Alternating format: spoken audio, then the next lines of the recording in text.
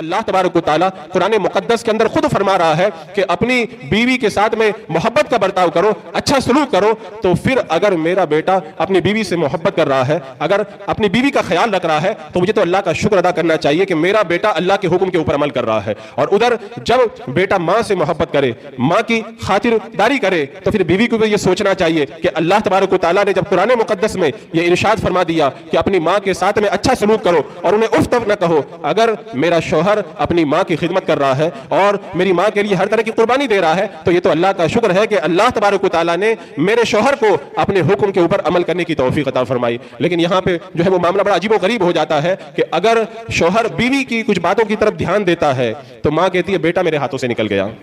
اور اگر وہی شوہر اگر اپنی ماں کی طرف توجہ دیتا ہے تو پھر بیوی یہ سمجھتی ہے کہ جو ہے میرا شوہر میری طرف کچھ دھیان ہی نہیں دیتا ہے. اور پھر اس کے اندر جو ہے وہ ایک بڑی عجیب کہانی وہ بن جاتی ہے کہ اگر اسی ماں کی بیٹی کی طرف اگر اس کا داماد توجہ نہ دے تو پھر ماں شکایت کرتی ہے کہ میری بیٹی کی طرف تو داماد توجہ دیتا ہی نہیں ہے. تو اب یہ بات سمجھ میں نہیں آتی، اگر تمہارا بیٹا